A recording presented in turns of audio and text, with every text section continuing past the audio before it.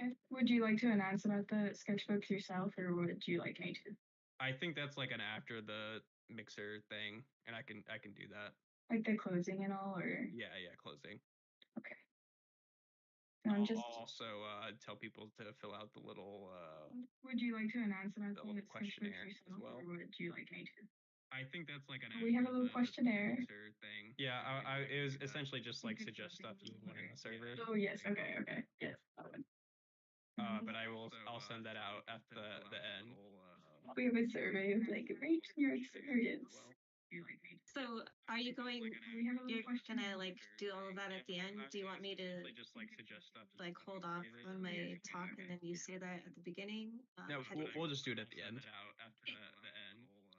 Well, I do have some beginning announcements. And then we do have just a few closing ones. So I know also we might want to have a small gap just for people to be able to join as well, because a lot of people are probably coming home from,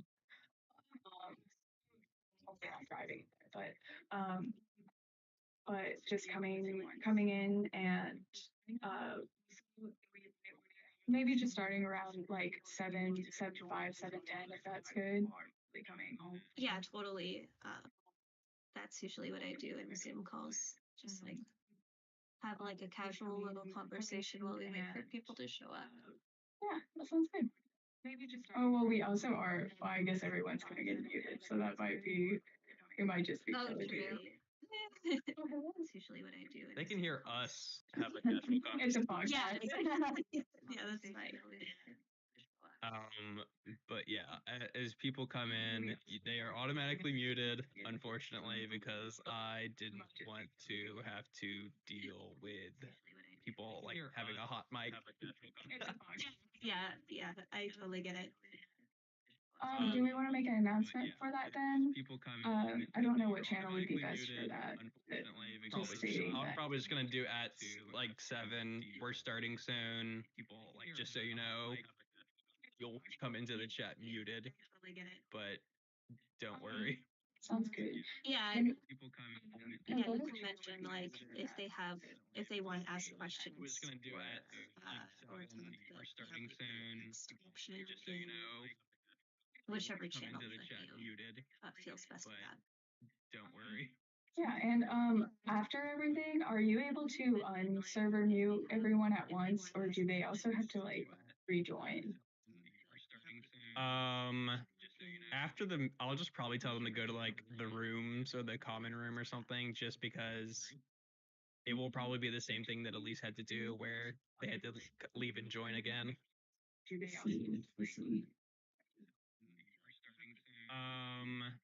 Well, this is again where I was like, maybe next time I need to figure out how well that priority speaker system goes. But there's also like a little bit of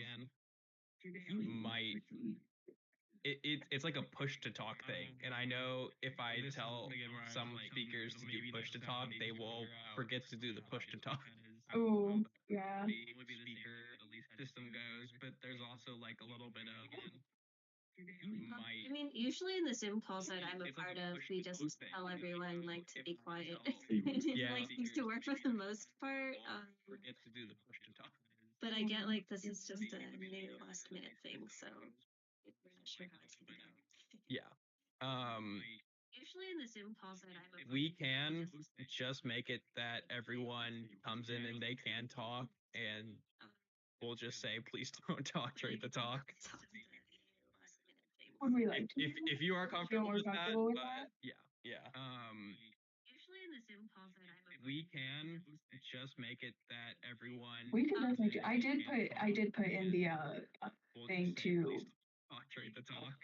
at least be like be respectful for the guest speaker in case like something like that did happen. So I do trust a lot of people probably won't. Most people do mute themselves anyway. I literally can just go change that right now, so people can talk at least right now, and then I also have the ability to deafen people if they come in with like a hot mic or something.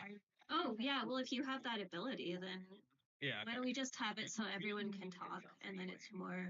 You can just go change personal that in now here. that people. All right, sounds good. Right now, and then I also have the ability to deafen. All right, people that are here. Well, if you have you, that ability, then if you leave and join again, you will probably be unmuted. Probably. You can just go change that out as people. So people. All right, let's go right now, and then. All right, it worked. I also have the ability to deafen. All right, people Yippee. are here. Hello. You, if you leave and join again, you will probably be unmuted. I'm seeing like people leave. Hello. Maybe not.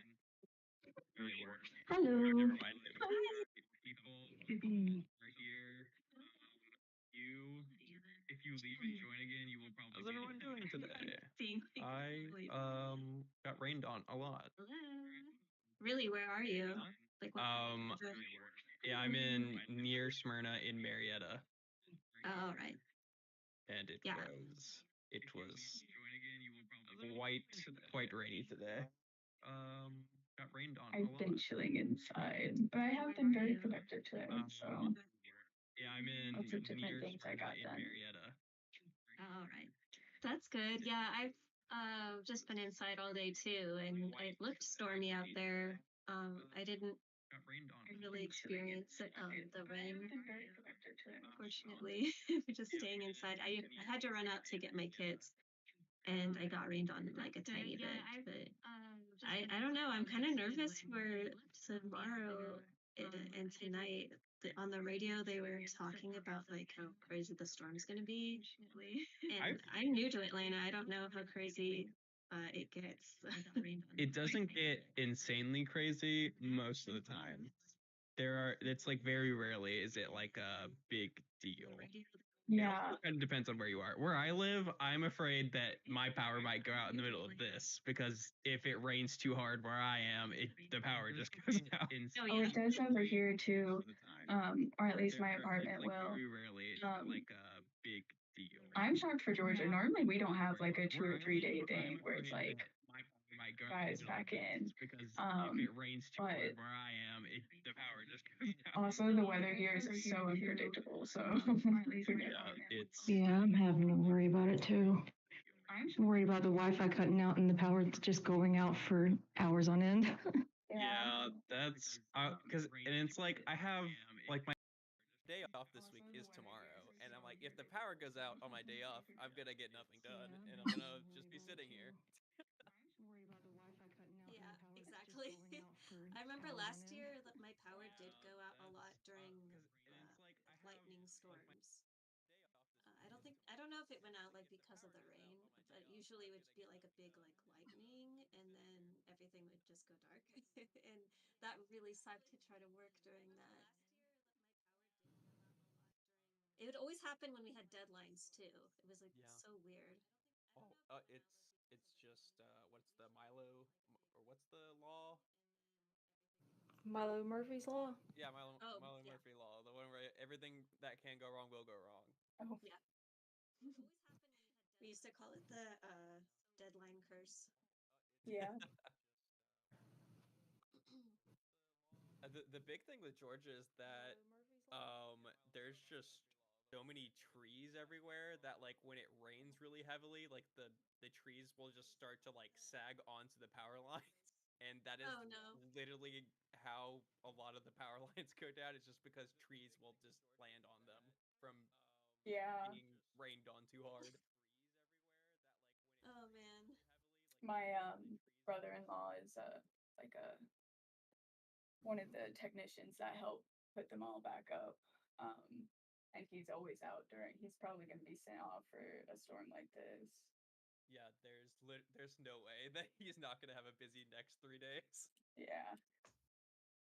That is, I do not envy that job. That sounds like every couple of months you just have the worst job. Oh, absolutely. He gets sent out to like Florida a lot, and this whole like last few months he's just been traveling back and forth each week, which sucks. I mean, they get a pretty high pay, correct? Like I'd hope so.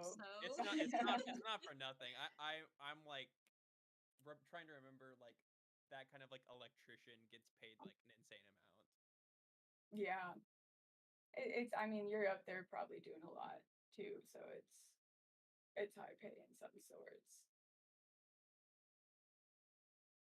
Has anyone had any interesting events? I know last night there was the Moon Spice Mixer, and we went to Mutation Brewery, and Johara had put that together. I was going to go to that, but I had tickets from my job to go to the fair yesterday. The fair? Yeah. How was that? It was hot, and the lines were too long. Oh no. Okay, but you got like free tickets to go there? Yeah, we had free tickets because I have a government job, and Oh, so slay. they just gave tickets to me and Andy to go.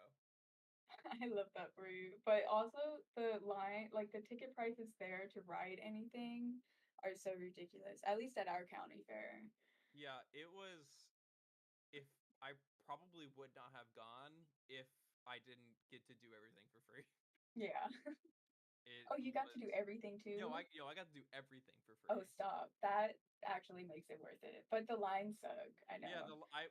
me and Andy got there at like 5 because we both got off at work at like 3:30, and legitimately we got to do 3 things before it Oh we my just God. left. Do you Like at we least get like a probably fun little snack? I love getting funnel cake, but it makes me like sick. we got um they gave us food there from like a barbecue thing. It was whatever. Um and then I bought like fried catfish while I was there, and that was too salty and I lost it. What do you mean you lost it? It was too much for me, and so I just like, Your Andy, mic's so please eat loud. this for me. Why did you describe it as being lost? I sometimes choose words that aren't correct. I misplaced my catfish. I misplaced my Lost your catfish. damn mind. Man. I simply lost it. It just went I missing. think that's actually more correct. Yeah, yeah. I've never actually said anything wrong. Yeah, lost it in the Andy zone. So true. Yeah. I'm gonna go ahead and put out the little announcement about it. I'm not gonna add everyone. Let's see. And hello, everyone joining. Thank you for coming with this late announcement and everything. Because obviously everything got rained out, but we will be starting soon. Probably around, I'd say 7-5. A lot of people are already joining, anyways. And thank you all. Yeah, I was at the fair on last weekend on Saturday. Yeah, Saturday. It was so hot that day too. I was dying. Yeah, it's I have not, because of my job, been really in the heat all that much this summer, and I guess I was not prepared for it. But it only just started feeling really nice outside. Like for the first time, I love like I hate going out during the summer because I just burn so fast. But like we went plein air painting at on Kennesaw Mountain just the other day because it was just like it was crispy. It was nice. Hmm. Yeah, I thought the same too. It just started feeling like kind of like fall, and then I don't know. It felt like the middle of summer last weekend. That's Georgia for you. It's like Yeah, Georgia there's is so unpredictable and it changes throughout the entire day. Yeah. there is a fake fall at the beginning of fall, like every year for Georgia. No. Wait, so did you guys go to Cobb County? Wait, is this the Cobb County Fair? Or what fair Yeah. is this? North Georgia State Fair. Oh, it's the North Georgia one? Yeah, Yeah. it got canceled today for an unknown reason. Oh, probably. I wonder. No, it's a very known reason. No, I I wonder why. literally today I was driving around Atlanta for my job, and because it was so bad, I just basically just drove around in Atlanta for 4 hours, sat in traffic, and then went back and did nothing. because like yeah, it sounds like a commuting through Atlanta kind of job. driving around. Drive to Atlanta to do nothing and then go home. Yeah, I just got paid to just sit in traffic basically. Exactly. It's sometimes the best job. It's pretty lit. I just listen to an audiobook. You gotta pass the time somehow. Well, it's 7:05 now. Would we like to start then? Yeah, I feel like we have a good audience here. I can definitely start, and I'm also just gonna put this out here that I have not done a lot of like streaming before, so I have a lot of windows open on my computer. I'm sorry if it gets all jumbled up. I'm gonna do my best. You're all good. All right. Okay. Let me get my stuff pulled up here.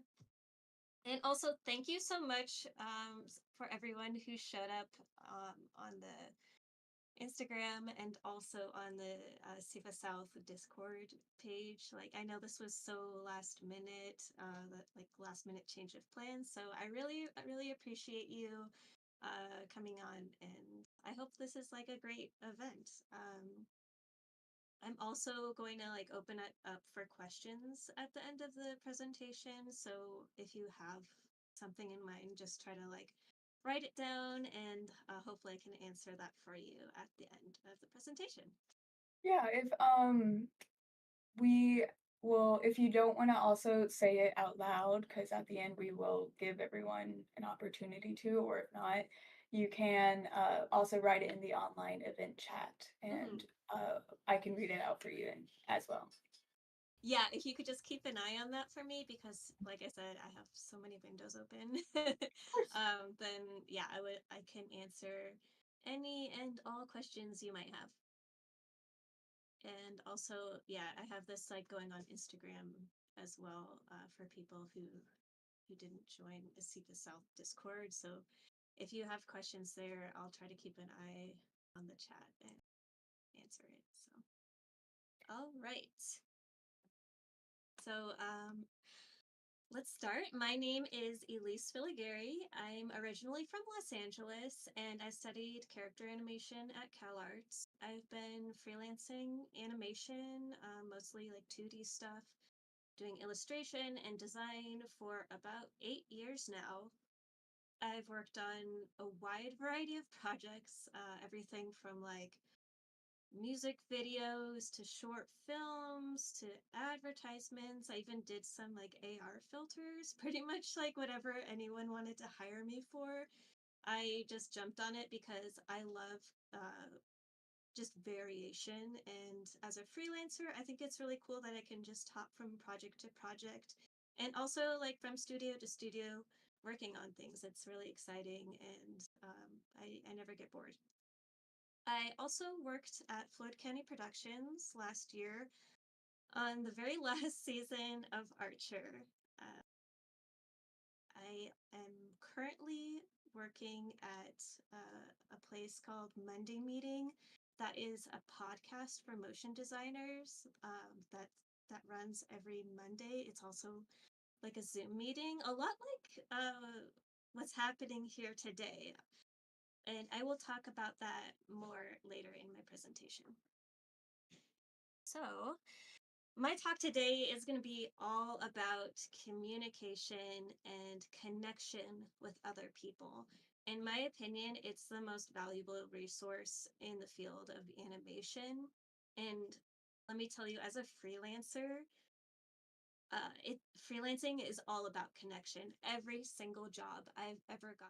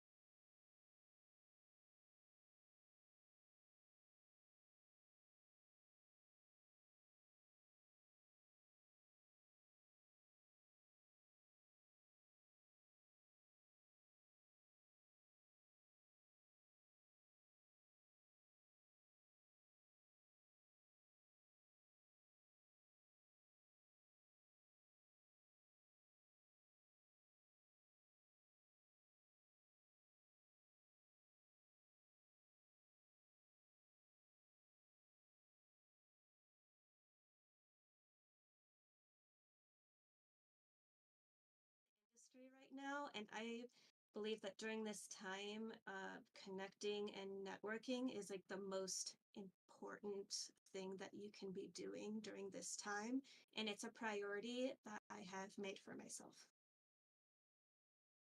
Also, at the end of this talk, I'm going to be giving out like a little code that's a link to a resource guide. I'm going to include everything that I talk about in this talk and on that page. So look out for that. And yeah, anything I talk about, don't worry, I'm going to be linking it later. All right. So here are some tips for effective networking that I have developed, and I believe that these things alone are very vital and are gonna like these are what help. This is what's helped me personally like bring in jobs and build connections with other people. So number one, networking can happen at any stage of your career. Absolutely do not wait to network. Obviously, people that are here today, you all care about networking. But like for any events that, that if you're feeling worried, like, oh, I don't have a good enough portfolio, or I'm just a student, or maybe you're like waiting for anything, don't wait to network. If you're a student, connections can lead to internships. People can watch you grow. They will see how hard you are working, and it can just open up a lot of opportunities for you. At the other end of the spectrum, people who are if you feel like really secure in your job and you think, oh, I don't really like need to network, don't feel that way. A lot of people I know this year, they lost their jobs, and you don't want to have to like start building your network from the ground up. Like I found that people who are able to like adapt to hard times and slow times, they're people who are constantly building their network, and they have people that they can reach out to. So networking is a continuous thing that just happens at any stage of your career. Next thing I'm going to talk about sounds a little counterintuitive, but I want you to network for the connection to other people. Don't network for getting a job. Obviously, we all really want jobs, but when you're connecting with other people, and you just care about like getting a job and not talking to that person, they can really sense that, and you're not going to come off as genuine. Also, like there's a lot of things people can offer you that aren't jobs, and you don't want to like miss out on that just because having a job is all you care about. um, Also, these connections, like it can take a really long time for things to pay off, so just having that connection with another person, like you never know where it's going to lead. The important thing is to be genuine when networking with other people. I want you to think about who you are. Who are you outside of animation? What are your hobbies? What makes you a unique person? There are so many opportunities outside of animation that help you grow closer to people, and you would never know unless you are having these genuine conversations and like just talking about things other than work. For example, a couple of my friends we found out we were all really into baking, and we get together and bake, and that's something that we share together. There's like people who go on hikes, and that's a reason for them to get together outside of work. So I would encourage you to just ask people, like find out who they are outside of being in animation. My fourth point is also very important. Get their information. I am guilty of this. Last mixer that I went to, I had such a great conversation with someone, and we had a lot in common. We were talking about things that we could potentially go to. Then I walked away and got a soda. And when I came back, she was gone. And I didn't get her email. I didn't get her website or anything. And I barely remember what her name. So anytime you're talking to someone, at least like exchange like social medias or like write down what their name is. I have this really handy thing on my phone. Um, it if you I'm not like showing my screen on the Discord, but it's like a QR code and it leads to all of my social medias. So when I talk to people, I just have them scan that, and it's a really easy way to just connect with someone. If you don't have a business card on hand, or if like they just want to get your information really quick. Lastly, it's very important to follow up. Probably like the most important thing besides like, getting their information is to follow up with people. Always follow up. Preferably like within the week. I hear some people advise like don't follow up the very next day because especially to go to like a really large event, people like they get just a ton of emails and messages the next day, especially if you're like messaging a producer or a hiring manager. Probably like everyone wants to follow up with them. So maybe wait like a few days. Definitely follow up like at least within like 2 weeks. And um in that message, it's important to make it personal. I've heard from producers before that they can really tell if they are getting like a template email or something that you're just blasting out to everyone. Um, when you're having a conversation with someone at an event, what I like to do is after our conversation, just write it down in my notes app, like for example, like, oh, I met Elyse at the ASIFA mixer and we talked about how much we love hiking or whatever, like we personally talked about. And then I can go and reference that when I message them later. You want to make your message brief. Don't make it like extremely hard to read. And also have a call to action in your email. Sometimes when you're messaging someone, you're following up with them, you might say, hey, hey, oh, I'm hearing a little echo here. Okay, I think it's fixed.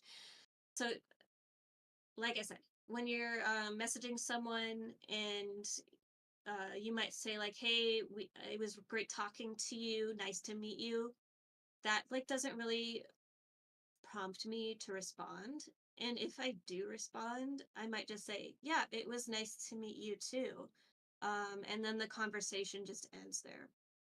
You want to keep the conversation going. So include a call to action. It could be, hey, I would really love to talk with you more. Could we get coffee sometime to continue our conversation? Or, oh, I really liked how you mentioned this film you talked about. Can you like link me that project? Or I'm really interested in the studio that you work at. Do you ever give tours? Just include something in there that like keeps the conversation rolling and prompts them to respond. Because like I said, especially if you're talking to a producer, someone, they're like so busy and they'll often just, if they don't have a reason to respond, they might just like leave it there. All right, and then those things alone, like this will get you a lot of feedback from people, and this really helps grow your network. So when you have these things down, where are opportunities to use those skills? So you're already at the ASIFA mixer, so you know about this one. Animation specific events are so important because you get a sense of the industry that you're in. People might have warnings or red flags about like certain studios or clients to work with. It's really great to like hype each other up about projects, like get feedback on things. There's a ton of reasons why you should be talking to other animators. I mean, we're all kind of going through the same thing, so talking to each other is definitely like a great source. The problem with animation specific events though is we're often not able to hire each other. We all want to work, and oftentimes they're like, yeah, like I would love to, like I'm a freelancer too. I mean, sometimes I'm able to hire other freelancers, but it's not often, right? So I would implore you to check out other industry networking events. So target related fields. This could be writers, directors, sound designers, authors, anyone that's like sort of tangentially related to animation. You can attend those kind of networking events. And these people, they need to hire animators, right? Directors, they might say, hey, I need someone to animate my opening credits. They might need storyboarders. Sound designers need to work with animators. We can all support each other, and oftentimes when you go to the other industry networking events, you might be the only animator or artist there, and you instantly become very popular. Other places you can check out are like hackathons and gaming events. People who make games, they need artists. People who are programmers, they need art for their apps. My husband, for example, went to a conference called Oculus Connect. I think it's called Meta Connect now. But he went there and he was the only artist in attendance, and he was really popular. Everyone wanted him on their team because he was an expert at visualizing their concepts. So he got to talk to all sorts of people, and it actually led to job opportunities because like people in gaming and in the tech world, they know is like other tech people, but they were thinking, hey, I need art for my app. Who's the only artist I know? Oh, it's Paul. And so he was able to get opportunities from that. And he's not alone. I know other people who have gone that way as well and have gotten opportunities from it. There's also business to business conferences you can check out. One of my friends recently went to a food festival, and she went up to those businesses and said, hey, like, do you need branding for your business? Do you need I'm an animator, I can animate like your social media pages. She was pitching herself to other businesses, and that's a great way to sell yourself. Like almost every business either needs like a graphic designer, or they need an animator for motion graphics, or there's some way that you can sell your services to them. So if you stop like thinking of yourself as just an animator who's being employed by a studio, and instead start thinking of yourself as an animator who's providing a service to other businesses, your world really, really opens up, and you're not as reliant on whatever is going on in studios nowadays. It's like especially important during this time when not a lot of shows are getting made.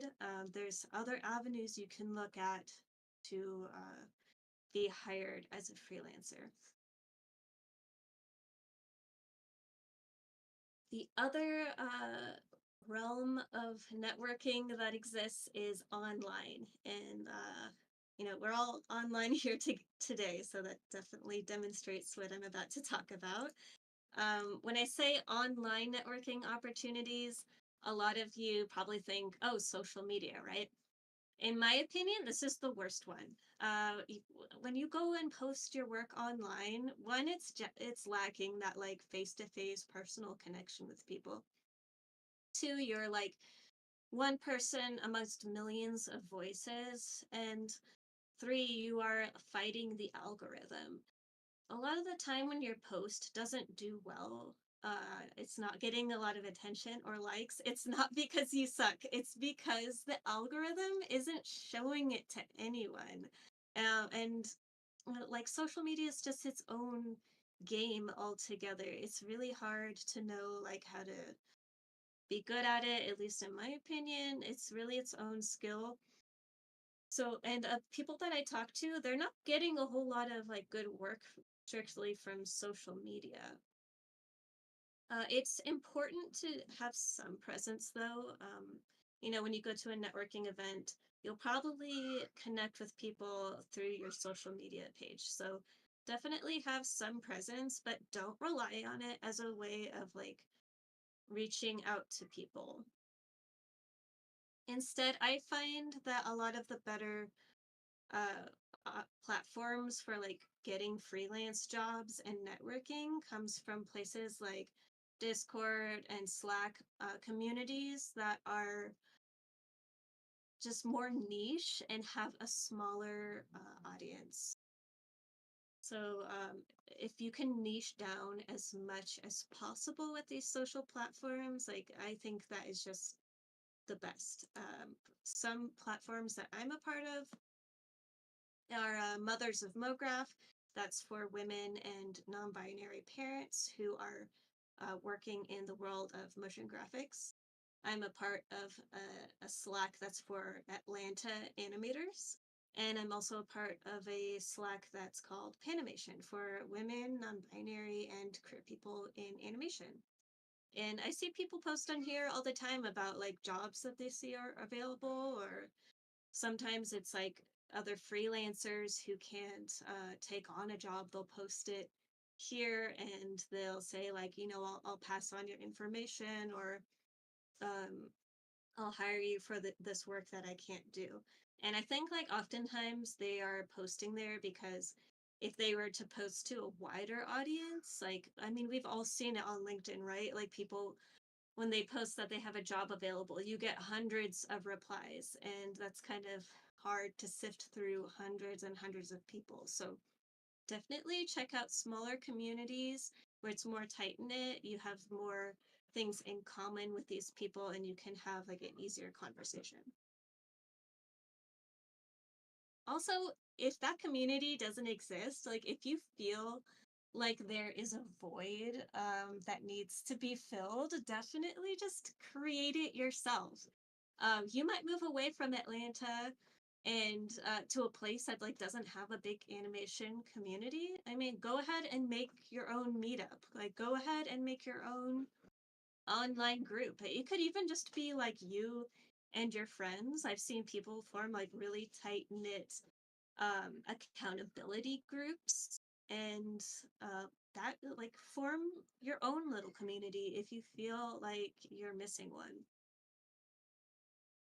And that leads me to Monday meeting. So Monday meeting was actually formed because of that very reason. It was created by Mark Cernosia and Liam Clisham in 2018, and they created Monday meeting to fill a void that happens from working remotely.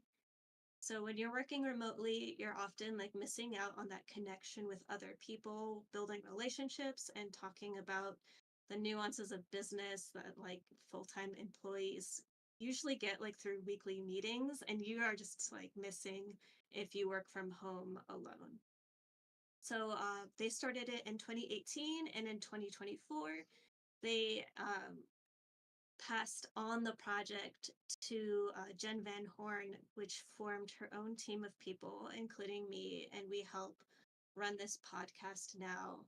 Um, and it's been great. It's for motion graphics people, but it's also like encompasses animation, visual effects. Like we've had sound designers come on, producers, anyone who's like remotely related to it, or even if you're just curious about motion graphics, I would highly encourage you to join.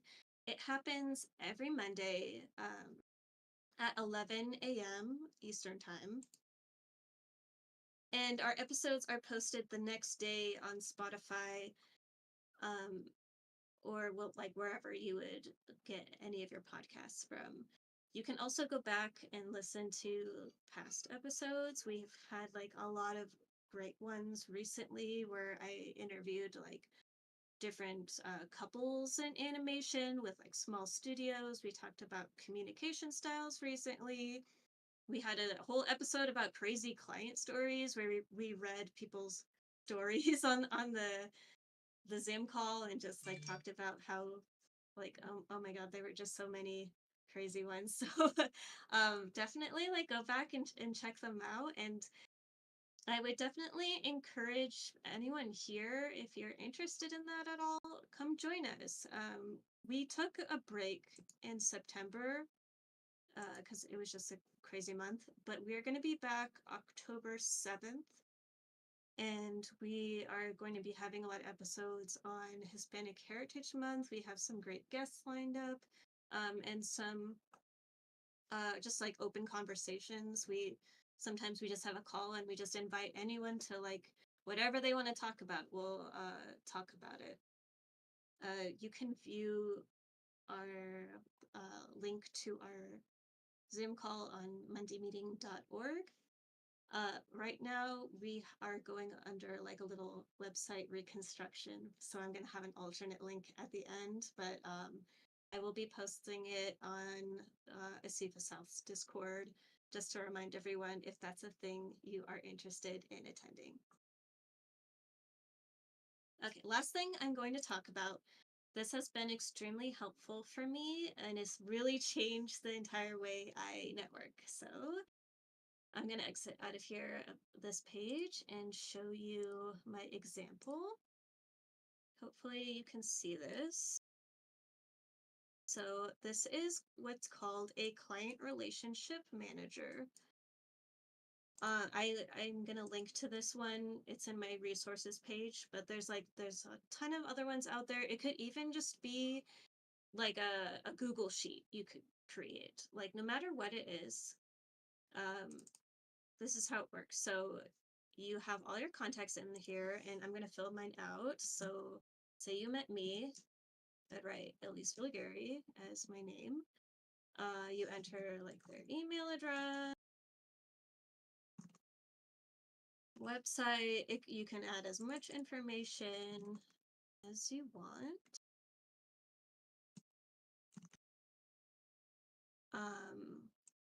There's like an associations tab. So you met me at ASIFA, you can click that. I used to work at Floyd County. You can add, again, you can customize this entire thing.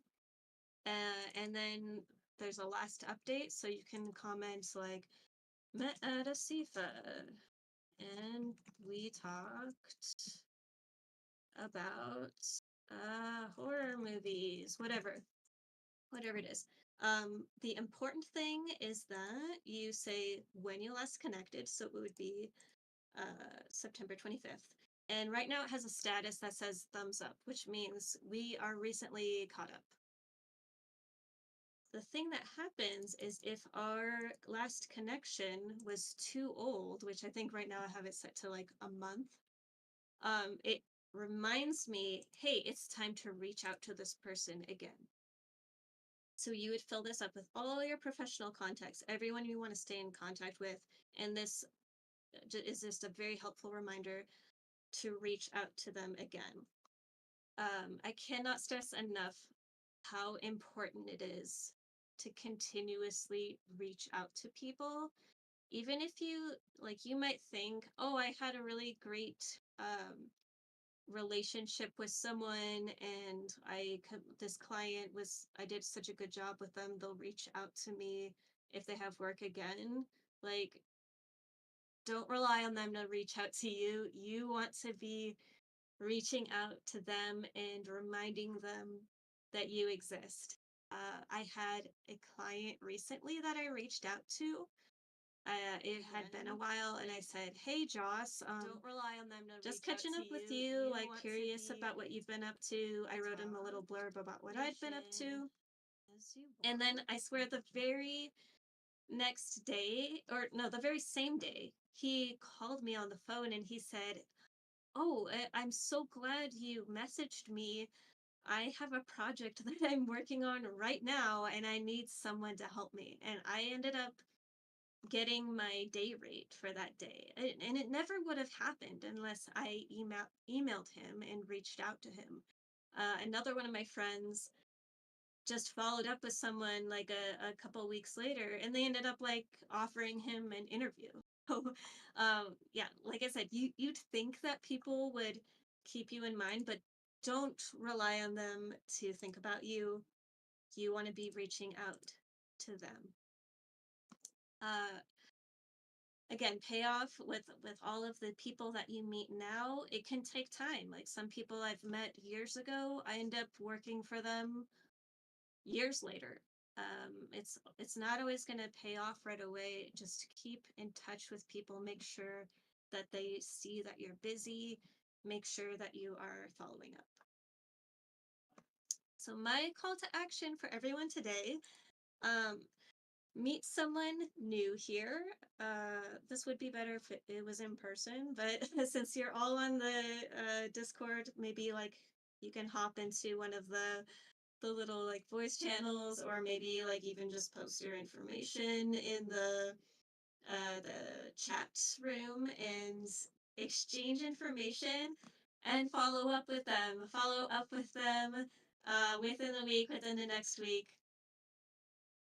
Bonus action, if maybe you know everyone here, maybe you want to do extra, I want you to think about a connection to someone or a client that you haven't talked to in the last month and reach out to them. Just catch up, write a little brief message and let them know you are available to work, or maybe if you just want to like jump into a virtual coffee with them, reach out to someone that you haven't talked to in a while.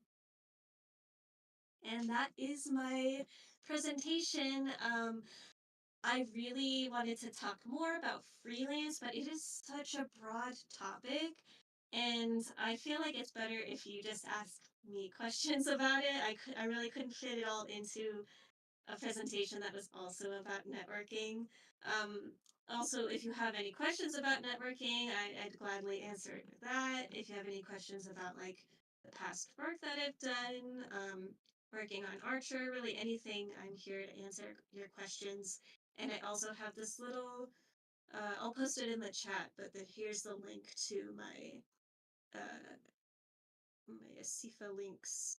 That it has like events around Atlanta. There's like productivity links for freelancers and like more information about networking and freelancing that I just find like really useful. So that being said, does anyone have any questions?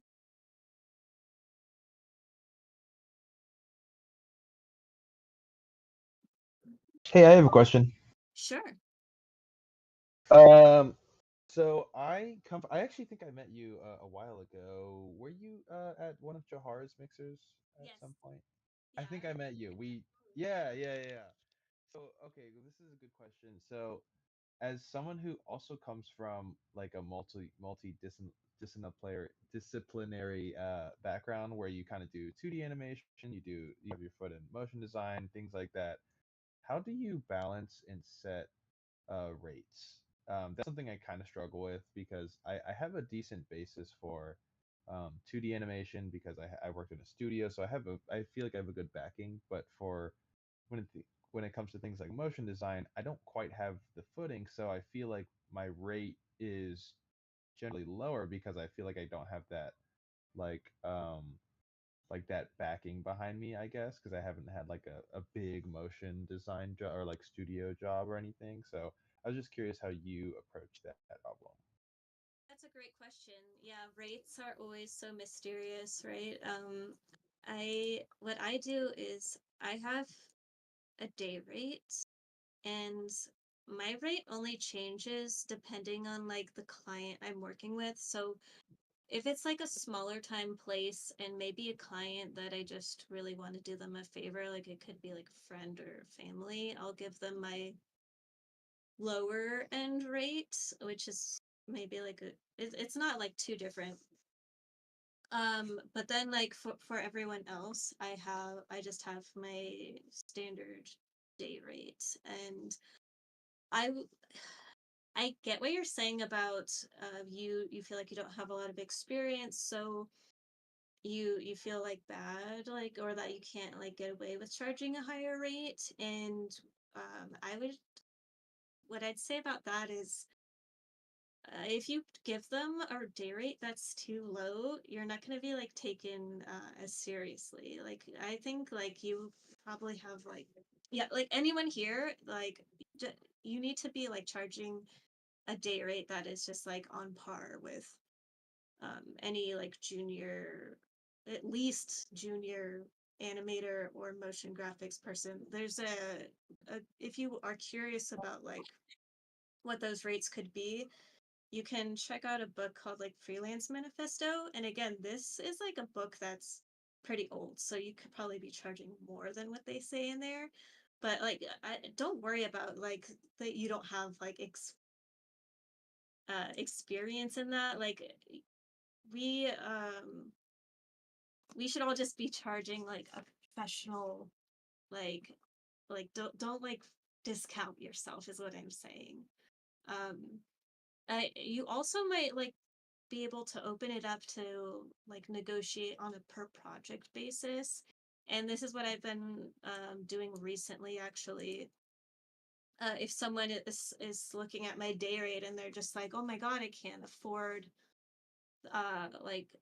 I can't afford your day rate, or maybe they don't have enough work that's gonna like take up an entire day, you can just negotiate per project. And I think negotiation is like always just the best way to go about it.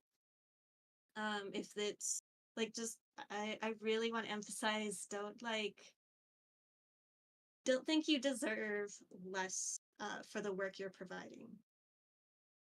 If that makes sense. Like, I think we, like I said, I think there was like a link someone just posted in the chat. They're working on. I'll link to the Freelance Manifesto. That's what I'll do. And there's also like a graphic designer PDF or something. I'll make sure I include links to there if you're curious about like what what like the ballpark of rates you should be charging. I'm just gonna say, like, I don't really see anyone charging less than $500 a day, and I think everyone here deserves that rate at least. Yeah, well, that helps a lot. That those links would help a ton as well. Thank you. Yeah, of course. I'm gonna write a note down just to make sure I post that. But yeah, it's like, I agree. It's always such a mystery about like what to charge. I think like we all just need to be charging more in general. Definitely don't discount yourself. Yeah, and Ginger just stated they're making a resource for rates for the ASIFA site soon, so that should be up. I think that is so valuable because like the more we talk about like money, the more fair everything is. We don't want like people, like, if we're all undercharging, I mean, it brings everyone down as a whole, right? All right. Any other questions from people? Feel free. I have one question. Sure. I was gonna ask, like, are you always confident that you're doing what you want to do, or do you ever like question your passion for animation? Yeah, I question it all the time. I think a lot of people are always questioning what they're doing. I I will say, I know I am passionate about working in a creative field. I haven't always known what I wanted to do. And, that's actually why being a freelancer is so great, because you're not tied down to working on one individual project in one individual role at any company. You can hop around and decide, hey, I'm going to try to like go for being a background designer now. I'm going to work in motion graphics. Like, being a freelancer gives you a lot of freedom to try out different things. And like, a lot of the people I know, they tend to just pivot around. It's there's a lot of as long as you know like that you are set on being creative, you really don't have to stick to anything at all. And your passions can change over time. I think that's totally normal.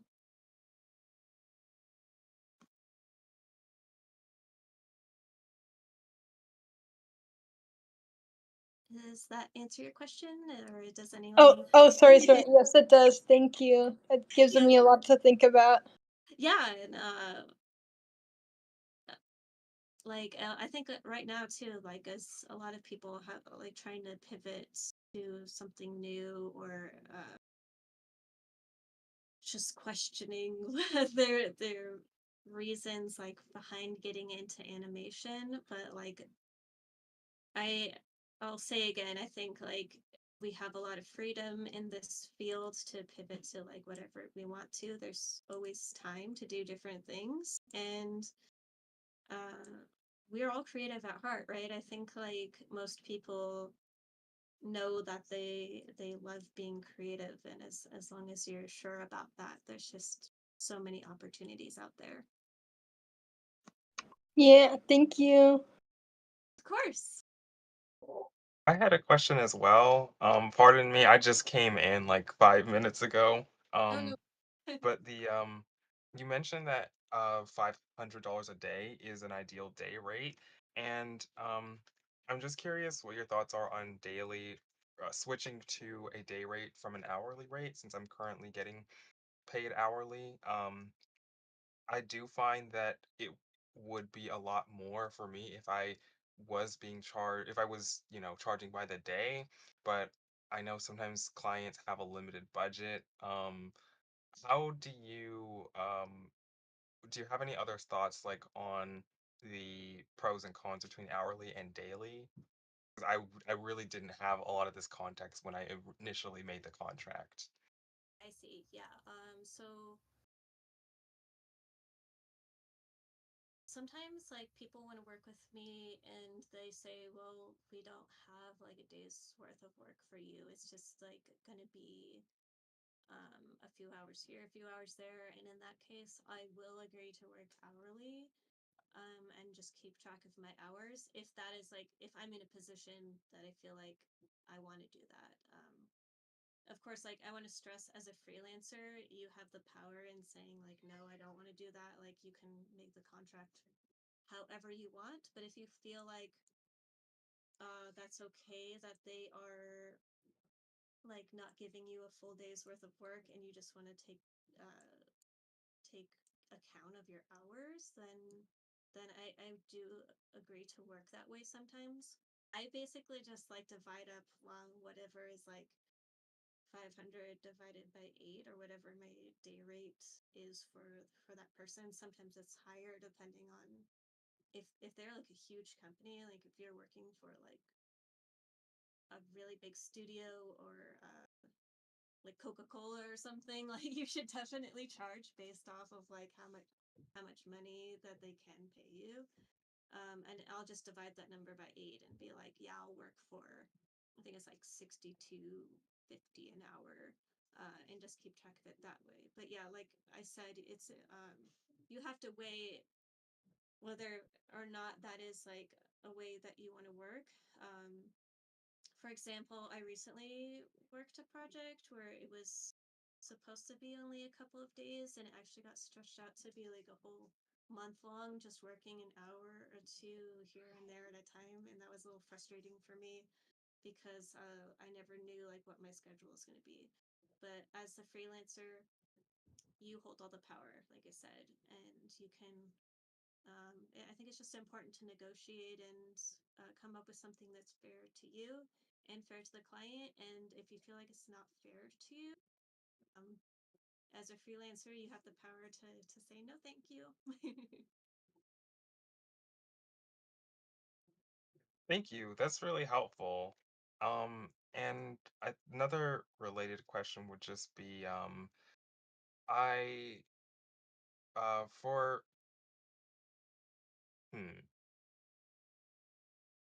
is it do you ever feel like you have to like are you ever in a situation where a client is like um you have to basically prove to a client that this rate is reasonable, like given the level of industry experience and stuff? And how did you navigate that? Because I was in a situation like that one time where I felt like I didn't have enough data to really explain why the rate that I wanted was reasonable, and I wasn't sure what to do with that because there aren't really a lot of places where rates are posted publicly, and the ones that I did find were actually even lower than what I was getting. And I think what I'm getting is on the low side, definitely. Well, actually, I'm not even sure at this point. So, so they're like kind of pushing back on like what your rate should be. Is that what you're saying? Yeah, I wanted a higher rate, but then the client was like, well, this is all we can afford right now, and um, but if you have more data that shows that, you know, you should be getting paid higher, or that it's common for us to be paid for you, a person doing your level of work, entry level, to be paid higher, then please show it to us. Um, since we want to, be paying fairly. Mm-hmm. But I wasn't sure how to respond to that because the level of research that I wasn't sure where to find that type of data to, you know, be able to present that to somebody outside of the industry. Okay, so what I would say to that is, again, like it's up to you to decide, is that amount of money that they're paying you enough? Maybe like is a project that cool and that vital that you that it's acceptable to you to like take their lower rate?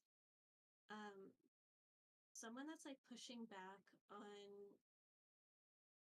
a rate, and like you said, you felt like it was fair, and felt like you were getting paid like on the lower end. That's kind of like a red flag for me.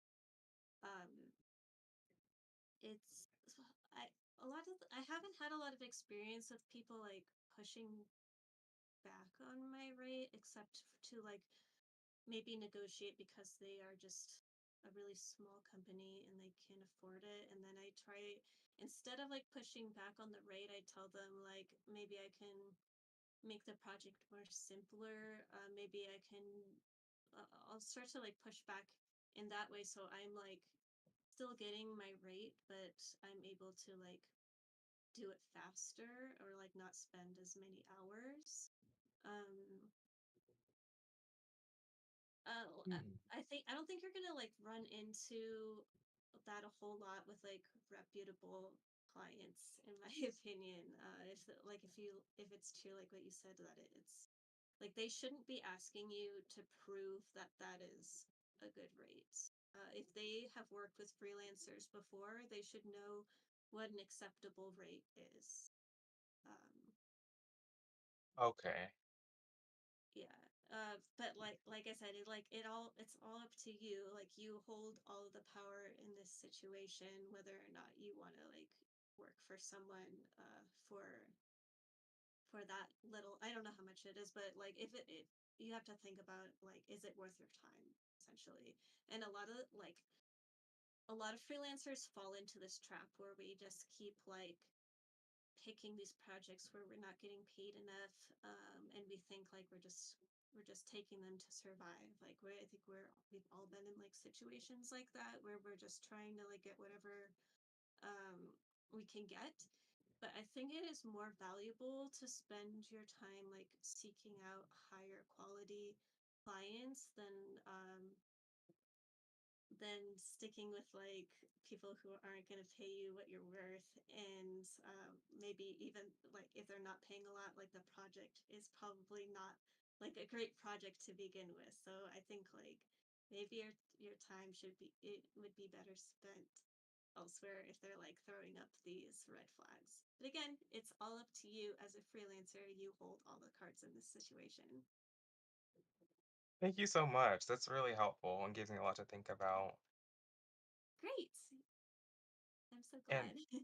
did, did you go over places to find or ways to find clients earlier in the presentation? Because I can watch the YouTube if you already went over that. Yeah, I can just reiterate what I said a little bit. Like it goes back to the very beginning. I just said a lot of like the clients that I find are from word of mouth. So it's just in these networking like mixers. Maybe you meet someone, they might tell someone else about you. The point is like you're putting yourself out there consistently, and eventually through word of mouth, like freelancing jobs come back to you that way. If you look at like these, the more niche, like Discord and Slack groups, sometimes other freelancers will have like projects that they can't take on themselves and they'll pass it off to their network. Something else that I didn't cover is like you can cold email people, which is a little difficult. It's really important to have like that connection with someone first. It really helps if like you've met them already. But you can also go on LinkedIn and say you want to like work for a specific company. You can find hiring managers, producers, like people who hire for jobs, and just shoot them a message or an email and introduce yourself. Say like, "Hi, I'm yeah, like here's who I am. Here's my website." Make it personal. So like if you're targeting a studio, you can say like, "I love this project that you worked on. I think I'd be a great fit," and email them, and then you can just keep trying to follow up with them as much as possible. But yeah, the majority of the clients like that I've gotten, it's just like entirely through networking and knowing a person who knows another person who knows another person, and eventually it comes back to me. And that's why I say like always be networking, because it can take a long time for those things to pay off, and you want to like have a steady stream of clients. Also, like I said, like following up with people you might have worked for in the past. You don't wait for them to reach out to you. Reach out to them every month or so and say, "Hey, I have some availability coming up. This is a project I worked on recently." Like, just like staying on top of all your connections can help bring in work that you might not have otherwise uh, had coming to you. That's all really helpful. Thank you so much. Awesome.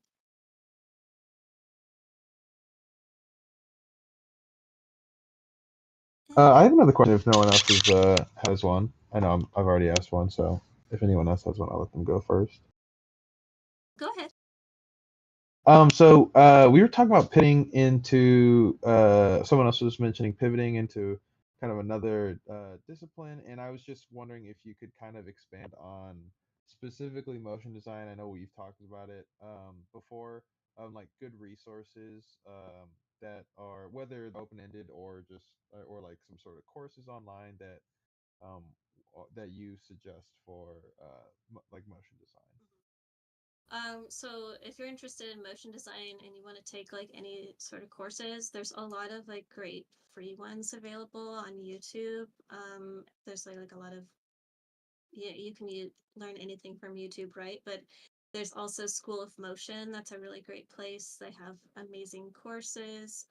Um, there's a company called Motion Hatch, and I don't think they don't teach like specifically like the creative side of motion graphics, but Motion Hatch teaches like the business side. Yeah, and they have a Slack group as well. It's like they have a YouTube, a podcast. They have so many great resources for like if you are learning motion. I think she had like video recently that was like, if I was being a motion designer from scratch, this is where I would start. So those are great places to look up information about that. Um, Also, I'm going to say again, like tap into your network. Recently, I had an interest in doing like what it takes to become a producer, because I feel like I'm very organized. I love working with other people. I would love to start taking on more like project manager roles. So I just reached out to some people I knew that are producers and asked them if they wanted to get like a virtual coffee with me and just talk about what I can do, like next steps I can take to get into that field. And they said yes. Like a lot of people, if you just ask them like for like advice or like a lot of the time they're gonna say yes. Is what I Mhm. found. Sometimes they don't, but like a lot of the times they say yes. So maybe like if you see someone that you admire and it's in like in a field that you are like you want to pivot to, just like ask to meet them for coffee sometime, or it could be like virtual, and pick their brain about it. Yeah. But All right. Thank like you. Ginger is posting a ton. Yeah, Ben Marriott is like such a good resource. There are a Oh, I lot. love Ben Marriott. Uh, And Desmond. Yeah, I met Desmond at a CFAC. He's awesome. Another thing that you can do is like, if you find someone's reel and you're like, this reel is amazing, just like go through it frame by frame and try to dissect it yourself. And then you Hmm. can think about like, how can I make something similar that has my own flair to it? It's like that's a great way to like start picking up uh, different projects for your own reel. It's just to Mm. find out what inspires you and then just kind of like use the same techniques to make it your own. It's a great way to learn and it's a great way to enhance your portfolio. Thank you. That's amazing advice, especially the frame by frame thing. I haven't thought of that. That's awesome. That's a Yeah, I really good think idea. like you can look up there's like a shortcut key on YouTube that you can just like go frame by frame. And I learned a ton of like things just by looking at things frame by frame. It's period and comma. Oh, all right. Yeah, I knew it was like something like that. Well, thank you. Yeah, of course.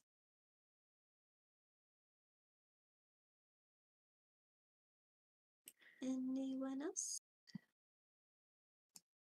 If there's no more questions, we also have hit 8 o'clock, which is also a normal time that often will end the Q&A and just move on to the mixer.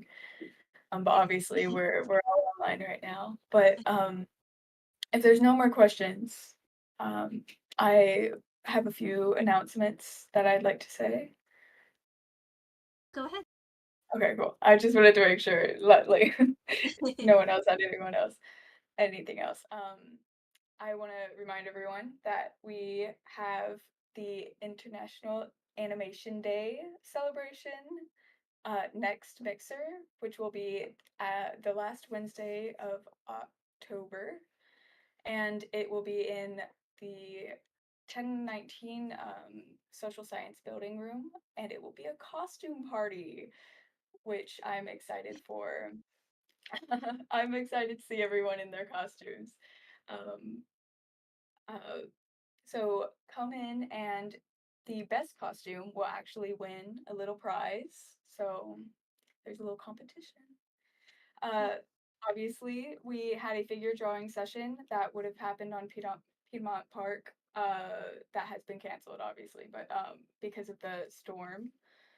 Um, but if we if you check the website, you can get more information on the next few ones. ASIFA is also we have an advanced screening for Piece by Piece by Farrell William, Wednesday, October 9th.